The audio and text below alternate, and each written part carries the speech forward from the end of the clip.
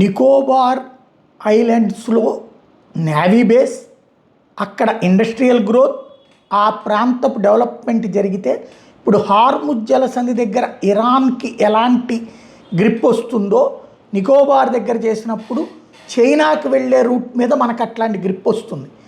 అలాంటి దాన్ని అడ్డుకోవడానికే ఒక పక్కన అమెరికా సహకారం, అంటే చైనా అమెరికా కూడా ఇక్కడ ఒకళ్ళనొకళ్ళు చూసుకుంటుంటాయి. యూరప్ దేశాలకు కూడా ఇండియాకి అక్కడ గ్రిప్ రావడం ఇష్టం లేదు. డీప్ స్టేట్ అమెరికాలో ఉంటూ చైనాని ప్రేమించేటటువంటి బ్యాచే ఇప్పుడు రాహుల్ గాంధీని ప్రోత్సహిస్తోంది. అమెరికన్ ఎయిడ్తో నడిచే సంస్థలే ఈ వెనకాల ఉన్నాయి అనడానికి సజీవమైనటువంటి సాక్ష్యం ఇప్పుడు తాజాగా వెలుగులోకి వస్తున్నటువంటి అంశం. సర్వైవల్ ఇంటర్నేషనల్ అనేది బ్రిటన్ బేస్డ్ సంస్థ. ఇది ఐక్యరాజ్య సమితిలో నికోబార్ ప్రాజెక్టుకి వ్యతిరేకంగా పోరాటం ప్రారంభించింది. Mumbai based conservation action trust దానికి తోడు నిలబడింది. కల్పవృక్ష్ అనేటటువంటి పూణే సంస్థ, కాన్స్టిట్యూషనల్ కండక్ట్ గ్రూప్ అనేటువంటిది రిటైర్డ్ సివిల్ సర్వెంట్స్ గ్రూపు, వీళ్ళందరూ కూడా పాత్రదారులు. వీళ్ళందరికీ సహాయం ఉండేది యుఎస్ ఎయిడ్ నుంచి డబ్బులు అనమాట. ఇంతకుముందు ట్రంప్ బయటపెట్టాడు కదా, యుఎస్ ఎయిడ్ ద్వారా దేశాలని అస్థిరపరుస్తున్నారు అని, అదే బ్యాచ్ నుంచి డబ్బులు అందుకున్నటువంటి వాళ్ళు అనమాట. ఇంకొకటి ఈ కల్పవృక్ష అనేటటువంటిది ఇండియాకి సంబంధించినటువంటి ఓల్డెస్ట్ ఎన్విరాన్మెంటల్ ఎన్జిఓ, పూణేలో ఉంటుంది.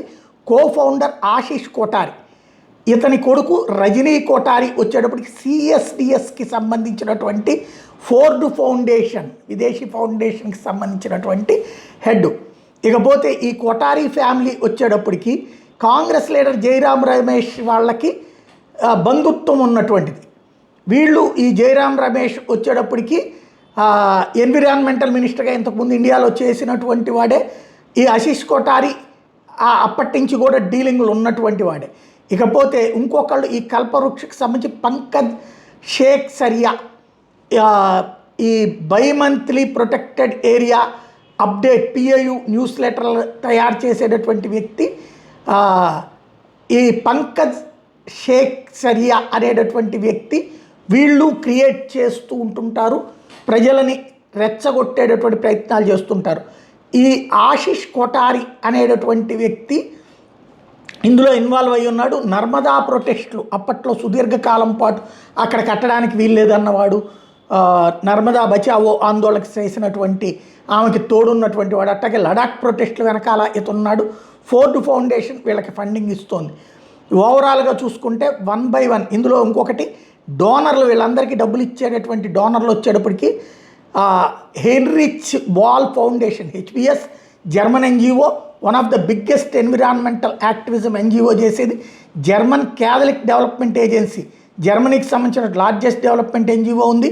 అలాగే Swiss government education development foundation ఉంది.